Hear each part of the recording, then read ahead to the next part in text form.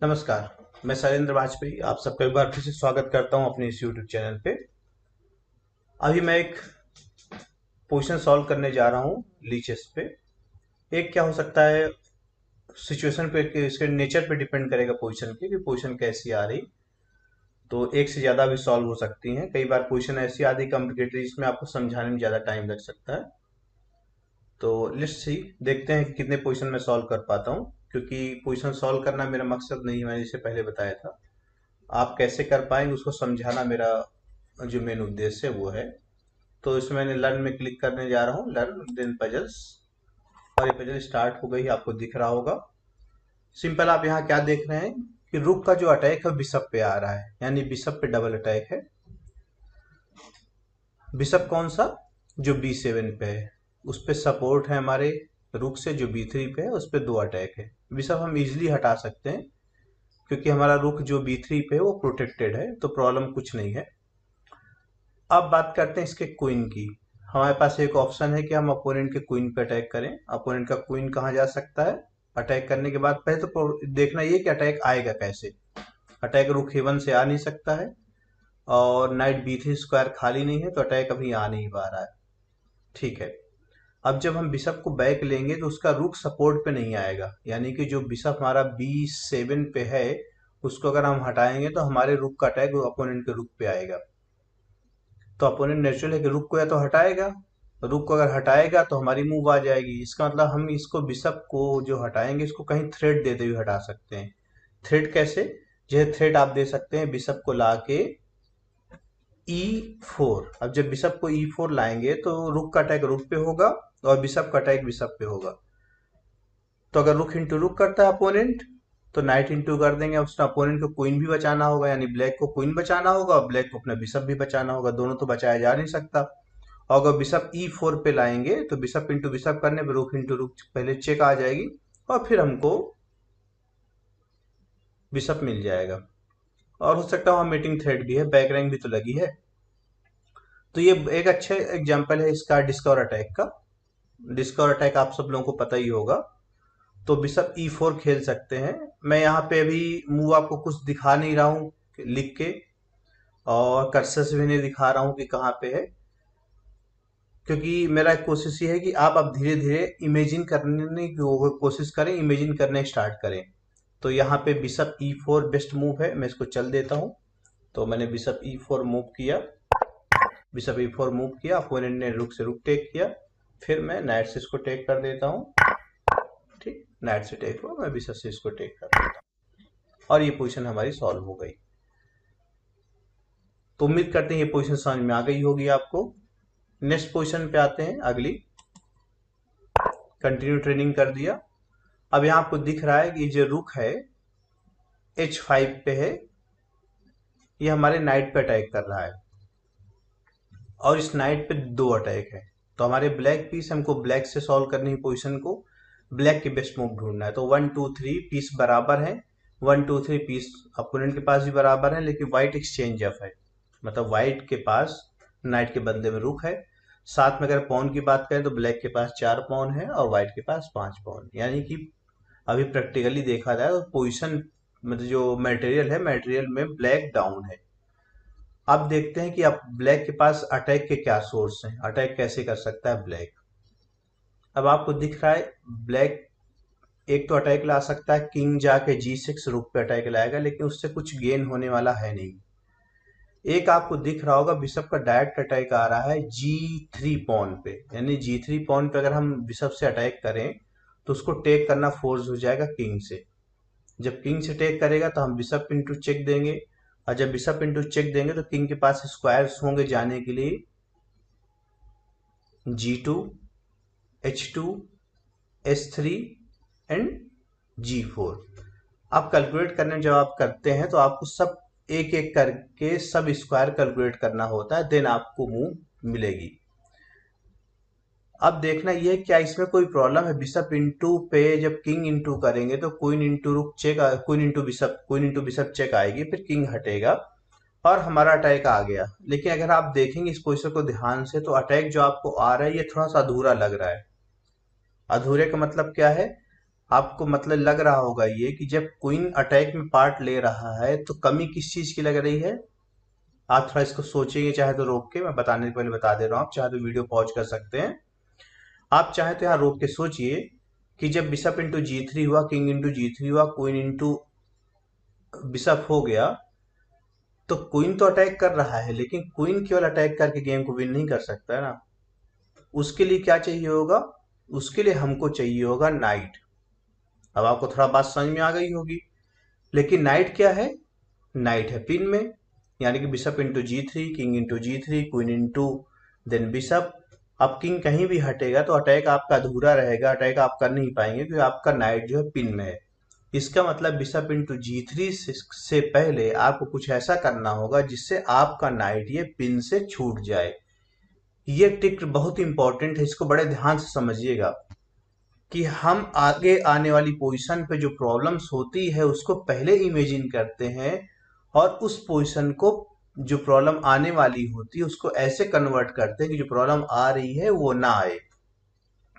तो इस प्रॉब्लम को दूर करने के लिए, कौन सी प्रॉब्लम, जो क्वीन नाइट को पिन कर रहा है, इस प्रॉब्लम को हम दूर करने के लिए पहले क्वीन को यहां से डाइवर्ट करेंगे।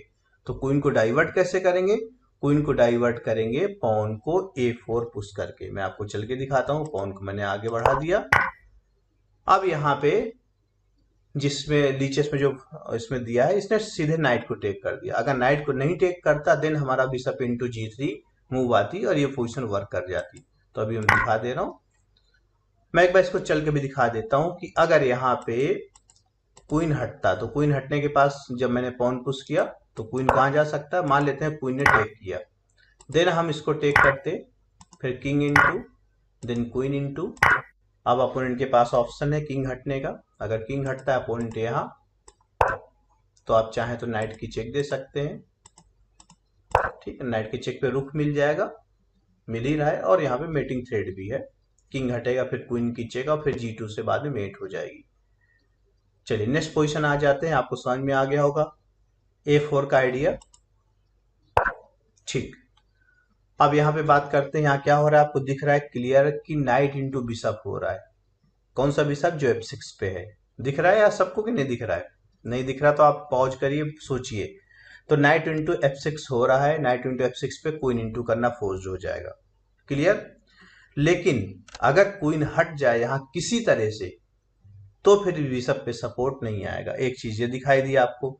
दूसरी चीज आपको दिख रहा होगा बिशप भी हट जाए, यानी कि अगर बिशप F6 से भी हट जाए तो queen into G7, queen into G7, G7 square. देखिए मैं आपको कर्सर भी नहीं यूज कर रहा हूं आपके लिए, क्योंकि कुछ लोगों को नोटेशन में प्रॉब्लम है, कि जिनको नोटेशन नहीं समझ में आती तो वीडियो पॉज पॉज पॉज कर करके देखें, रोक रोक के देखें, उनको स्क्वायर्स धीरे धीरे पता चलने लगेंगे। तो क्वीन इंटू G7 हो सकता है, लेकिन बिशप उसके लिए हटाना पड़ेगा। तो अगर नाइट इंटू बिशप करना है तो क्वीन हटाना पड़ेगा, क्वीन इंटू पॉन करना है G7 तो बिशप हटाना पड़ेगा। दो प्रॉब्लम है, एक में आपको बिशप हटाना है, दूसरे में आपको क्वीन हटाना है। अब देखते हैं कि आप प्रैक्टिकली दोनों में से कोई एक पॉसिबल है, यानी कि क्या हम बिशप हटा सकते हैं या फिर हम क्वीन हटा सकते हैं। अगर क्वीन की बात करें तो क्वीन को हटाया जा सकता है नाइट E4 या नाइट C4 से, लेकिन इन दोनों केस में नाइट टेक हो जाएगा। ठीक, कुछ नहीं मिलेगा। दूसरी बात करते हैं अब, क्या हम बिशप को हटा सकते हैं। बिशप पे तो कोई अटैक ही नहीं आ रहा, तो बिशप को भी नहीं हटाया जा सकता अभी फिलहाल। और क्वीन पे अटैक कहां से लाया जा सकता है, क्वीन पे अटैक ला सकते हैं B4 से। तो queen into B4, knight into F6, pawn into then rook into या पॉन इंटू हो जाएगा क्वीन। इसमें केवल इतना मिलेगा कि उसके जो अपोनेंट के पॉन है वो डबल हो गए, अपोनेंट के पॉन हो गए डबल। अब इसका मतलब ये है कि हम नाइट E4 या C4 से क्वीन को नहीं हटा पा रहे हैं, और जो इसका बिशप F6 पे है उसको भी नहीं हटा पा रहे हैं।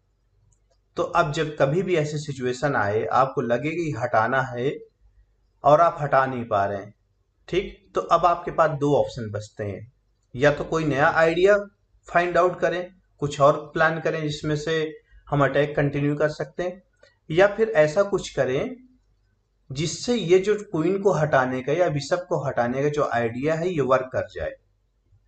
जैसे कि अगर यहाँ पे देखें, थोड़ी देर के लिए आप सोचो, अगर किसी तरह से, ध्यान से सुनिएगा बात, अगर किसी भी तरह से ये पॉन हट जाए यहाँ पे, कौन सा पॉन, जो D5 पे बैठा, अगर ये पॉन कहीं से हट जाए तो नाइट हमारा स्मूथली E4 आ जाएगा।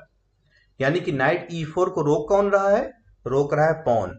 तो यहाँ पे एक अच्छा सा आइडिया आपको मिल गया कि इस पॉन को पहले हटाना पड़ेगा नाइट को लाने से पहले। तो इस पॉन को हम सिंपल हटा सकते हैं, कैसे, बिशप से टेक करके, और बिशप से हमने यहाँ टेक किया, नाइट से टेक किया। अब आप स्मूथली नाइट ला सकते हैं। आप फिर यहाँ थोड़ा पॉज करके, अगर आपने कैलकुलेट नहीं किया हो तो वीडियो पॉज करके कैलकुलेट करिए कि नाइट C4 और नाइट E4 में डिफरेंस क्या है। तो नाइट E4 अगर आएगा तो क्वीन और बिशप दोनों पे अटैक करेगा, नाइट C4 क्वीन पे अटैक करेगा, इसलिए नाइट E4 ज्यादा एक्यूरेट मूव है।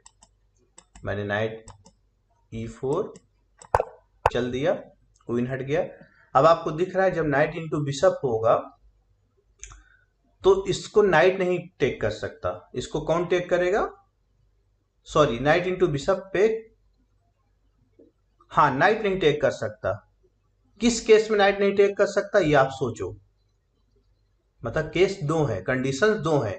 कैसे, कि आप जो F6 वाले बिशप को टेक करने जा रहे हैं, या H वाले नाइट से टेक कर रहे हैं, या E वाले नाइट से टेक कर रहे हैं। तो आप सिंपल देखेंगे, जो आपका H वाला नाइट है ये तो G7 पर अटैक कर रहा है, तो पहले आप इसको नहीं कैलकुलेट करेंगे। क्यों, क्योंकि अगर नाइट इंटू F6 हो और उसको क्वीन टेक करे तो दूसरे नाइट का अटैक तो क्वीन पे आएगा ही, आपको क्वीन मिल जाएगा।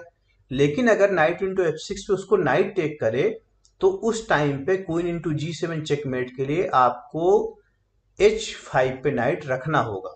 तो बेटर होगा यहाँ कल टेक करना, किससे, कि आप ये जो नाइट है E4 पे, इससे टेक करिए नाइट को। मैं चल के दिखा दे रहा हूँ, टेक हो गया, अपोनेंट ने क्वीन से टेक कर दिया और आपको क्वीन मिल गई। इस तरह से पोजीशन यहाँ पे हो गई सॉल्व। तो उम्मीद करते हैं आपने, मैंने शायद 3 पोजीशन अभी सॉल्व की है। अब वीडियो तो एक्चुअली लंबा हो गया, 12 मिनट का हो गया, तो इसको यहीं पे विराम देते हैं, यहीं पे रोकते हैं। मिलते हैं किसी नए टॉपिक के साथ अगले वीडियो में। उम्मीद करते हैं आपको मेरे बनाए हुए वीडियो पसंद आ रहे होंगे, आप इंजॉय कर रहे होंगे और साथ साथ कुछ सीख रहे होंगे। कि इंजॉय करना भी बहुत अच्छी चीज है, लेकिन अगर इंजॉय के साथ साथ कुछ आप लर्न कर पाए, कुछ उससे ऐसी चीज सीख पाए जो आपको आगे काम आ सके किसी भी रूप में, तो वो इंजॉय सबसे अच्छा होता है। चलिए, आप सबको बहुत बहुत धन्यवाद। हाँ, इंपॉर्टेंट चीज कि आप इसको अपने फ्रेंड्स के साथ शेयर करिए, चैनल को, वीडियोज को शेयर करिए, उनको बताइए कि हाँ ये ऐसे वीडियो बन रहे, इसमें ये चैनल है, आप इस पे जुड़ेंगे तो आपको फायदा होगा। तो लाइक और सब्सक्राइब जरूर करिएगा। मिलते हैं फिर नए टॉपिक के साथ नए वीडियो में। आप सबका बहुत